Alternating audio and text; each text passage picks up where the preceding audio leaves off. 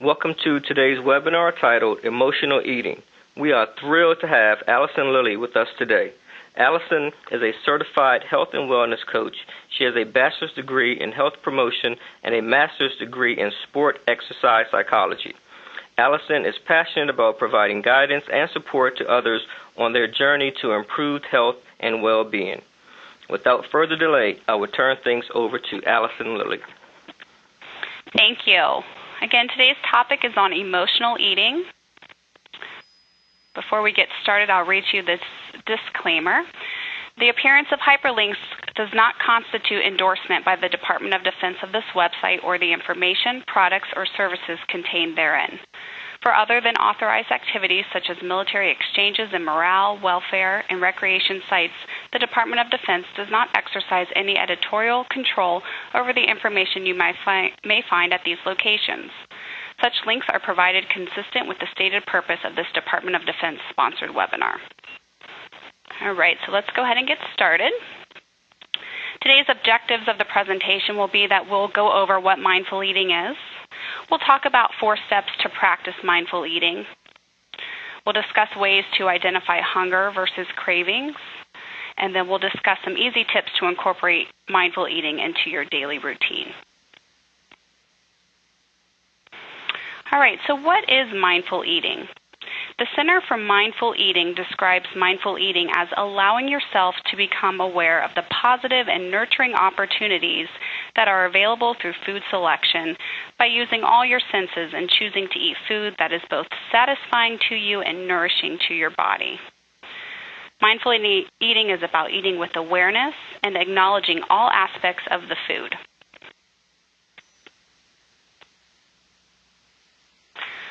So why should we practice mindful eating? Over the past 25 years, mindfulness practices have been shown to have a positive impact on health, which includes decreased levels of stress, depression, anxiety, chronic pain, and heart disease.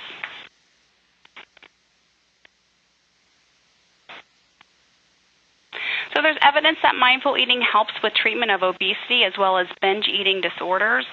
And binge eating disorder is a compulsive overeating. So people who binge use food as a way to cope with unwanted stressors or emotions. So the benefits of mindful eating are not restricted to physical and emotional health improvements, and they can also impact one's entire well-being.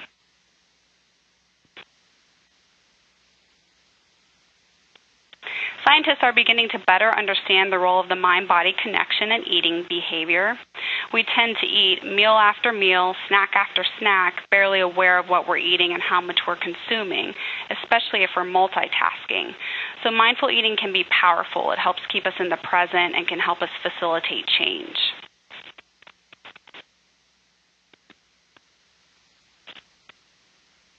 So we all are aware we live in this culture of multitasking. We often pair eating with other activities such as driving or working at our desks. So I want you to stop and think, where and how did you eat your breakfast today? Were you driving the kids to the bus stop? Were you sitting in traffic on your way to work? Were you at your desk checking emails? I can't tell you how many people I talk to day after day that tell me they just don't have time to eat. They don't have time to eat breakfast and they don't have time to eat lunch. Well, what happens is when you put off eating, later in the day you become ravenous and then you tend to overeat. So it's important that you make time for each meal. Next, we're going to talk about the mindful bite.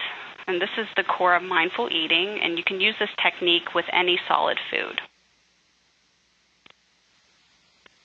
So the basic mindful bite is a technique you can approach mindful eating with by arriving at the food, awakening to the food, tuning into the body, and service with the food. So first, let's talk about arriving at the food. Arriving at the food means that we become aware before a meal or a snack has come into our personal space. It sounds simple, but actually it's more difficult than you might think. Food is so abundant in our society that we're scarcely aware of it, and we can be eating and not even know that we've made a choice to eat, especially if we're multitasking. So how do you arrive at the food? Before you begin eating any meal or snack, you want to become silent for 30 seconds. Make sure there's no distractions around and take a few deep breaths. You want to take a look at the food. Notice the colors, the shapes, and arrangements of the food that's on your plate. You can also name all the foods that you see. This kind of helps you with choosing healthier foods. And then think about the human effort it took to get the food to you. Did you have to prepare it, or did somebody cook the food for you? So if you do this activity seriously, you'll truly have arrived at your meal, and this sets the stage for you to continue your mindfulness during your eating. Next is awakening. Awakening to food means that we're paying attention to all aspects of the food, such as the taste, the flavor, the smells. A mindful eater spends at least one moment during each bite waking up to some aspect of the food. The next step is tuning into your body. Mindful eaters pay close attention to themselves as they eat. They tend to have a baseline number of chews for each bite. On average, it should be 30 to 50 chews per bite. And if you focus on this baseline number while you're eating, it will definitely help you slow down.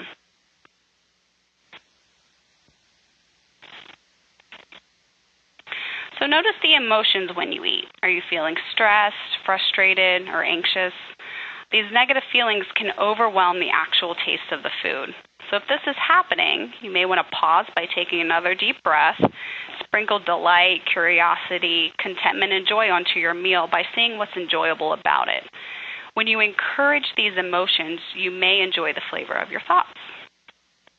So notice how your body feels as you eat, and again, notice the taste, smell, and feel of the food. Next is service. Mindful eating includes being aware of all the activities that surround the food and eating it, whether it's setting the table, clearing the table, loading the dishwasher, and putting away leftovers. You can always make it a family event. When we have meals at the table, we are creating a designated space for eating, and this can really cut down on mindless snacking in between meals.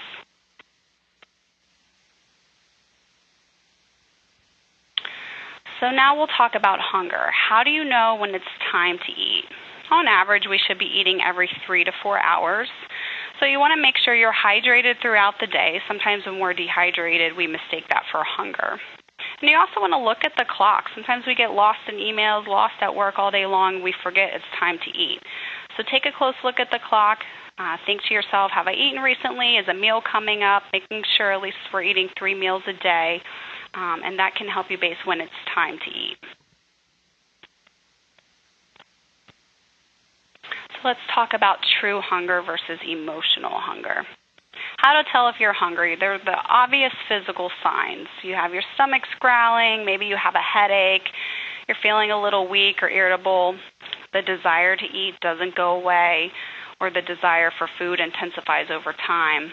And also maybe a non-favorite food that you wouldn't typically go for sounds good at the time.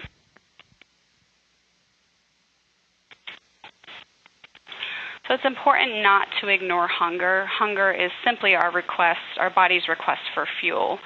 So it's important to listen to your body. If you ignore your hunger, your body has to make adjustments. As you ignore hunger, you're essentially turning down the dial on your metabolism. At the same time, your body is releasing signals indicating a need for certain foods, such as fast food, high-fat foods, high-sugar foods.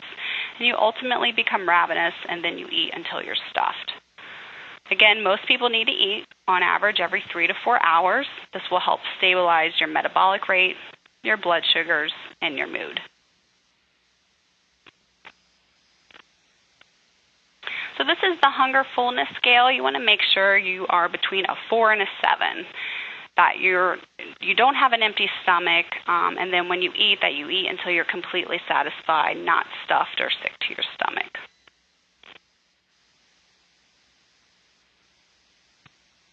So hunger versus cravings. What is a craving? Craving is when there's no physical hunger pains. The thought of eating goes away if you're distracted. Maybe you're emotional, and you want something crunchy, sweet, or salty.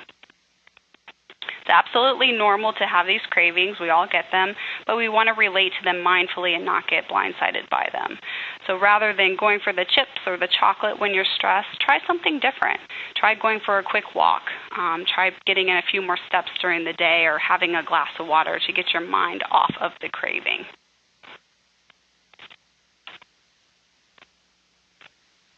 All right, mindful portions. Look at this cheeseburger 20 years ago compared to today's burger. What do you see? You see that's approximately 300 more calories. We're looking at more meat, more bread, more calories, more fat. And what comes along with that? A large fry. So it's very important to be mindful of what we're eating and how much. If you know you're going to a restaurant that has large portion sizes such as this burger, maybe you want to cut it in half and take the rest to go. It's important to look down at our plate and be mindful of these portion sizes. So normally we think of portions as how much food is on the plate, but it also includes how often we eat, how much food is on our fork, how long we take to chew our food, the pauses we take in between each bite, and then how often we stop during a meal to find out if we really need more food.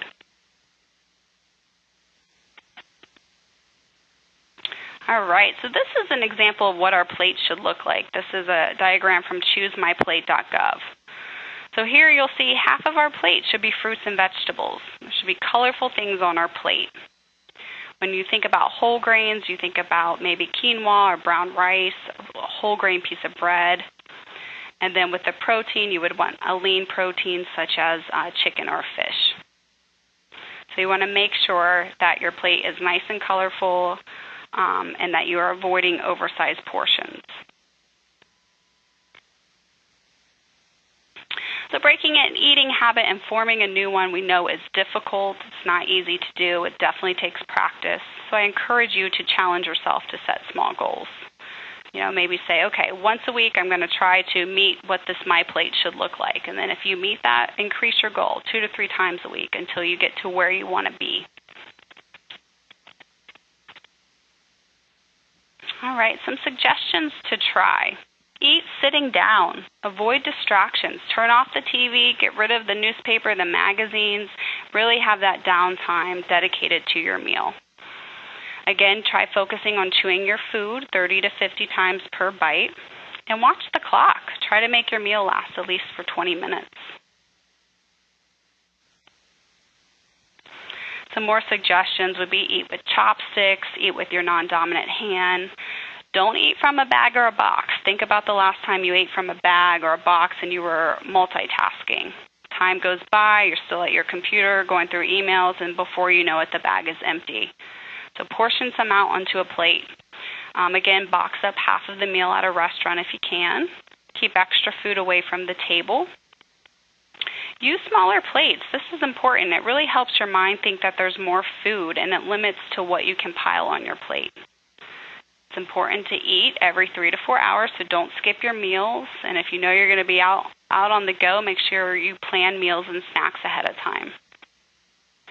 And lastly, keep a mindful eating journal. Tracking food and activity is a proven way to identify your habits, trigger foods, and underlying emotions that play a role in your eating habits. So keeping an eating journal, tracking your food through an app or a website is a great way to practice mindful eating.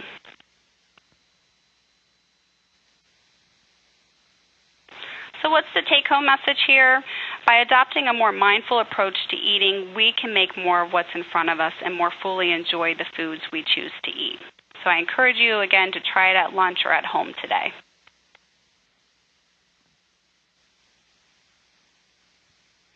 All right, time for questions. What questions are there? Okay, we do have some questions that have come in. The first question reads, what is a good way to make sure I'm eating all the right foods? Great question. I would say keep in mind the Choose My Plate diagram. Make sure there's a fruit, vegetable, whole grain, and lean protein on your plate. And choosemyplate.gov is going to be a great resource for finding, for making sure you're eating the right foods. Okay, great. Next question reads, how do I know how much food I should be eating? All right, so everybody's caloric needs are different. It's based upon your age, your gender, and your activity level. When you sign up for apps or websites where you can track your food, it will calculate how many calories you need based on those three things. A great resource would be the Super Tracker. That's through the USDA, and you can access that on choosemyplate.gov. It's a great tracker, as well as MyFitnessPal gets a lot of great reviews. And they're known for having a wide database of foods. Okay, next question. Are there any disadvantages to eating lunch at your desk? It's always good to get away from your desk. Sometimes when you're eating at your desk, you aren't mindful, like we were talking about, of your portion sizes and your portion control. You can tend to overeat. So unless you have a plate set out with all the healthy foods on there, yeah, there can be a disadvantage because you could tend to overeat. Okay. Next question reads, what are some good protein alternatives for vegetarians, those that do not eat fish either? ChooseMyPlate.gov is going to be a great resource for that, but I can tell you beans, legumes, veggies have great protein in them. Okay, next question. What if I'm not hungry in 3 to 4 hours? That's a common question. A lot of people say, well, I'm not hungry for breakfast. I'm not hungry until later. That doesn't mean that your body doesn't need the fuel. You need fuel. You need food for energy, so you do want to eat. It doesn't have to be a big meal. You do want to eat something every 3 to 4 hours. Is it a good idea to have soup before eating the main dish? I've never heard of that one before, so I'm not really sure how to answer that one. Okay. Next question reads, the baseline of chews per bite, does that differ on the different foods we eat? No, it should not. It should apply to all foods. Okay. Let's see. No more questions have come in at this time. Just want to make sure nothing else pops up before we conclude here. Okay. And I'm just going to transition over to, let's see, the references slide. This is where all this information was derived from. So some of the questions that came up, these are great resources for you. Okay, we did have another question that came in. Should you drink water before eating? Yes, absolutely. People say that does help decrease the amount of food you're eating at your meal by staying hydrated. Yes, fills your stomach up. Let's see. Looks like someone made a comment about soup. Soup is used before a meal to make you feel full before. Wait. Soup is used before a meal to make you full before eating. Okay, so I guess that's back to that soup question that came in. Okay. So water would be a better option because soups do contain a lot of sodium. Okay, great. Let's see. Okay, it doesn't look like we have any more questions. Just want to make sure. Wait, there we go. See, another question came in. Is it a good idea to eat fruit before you eat? It's a great idea to eat fruit throughout the day. It shouldn't matter when or what time of day that you eat it.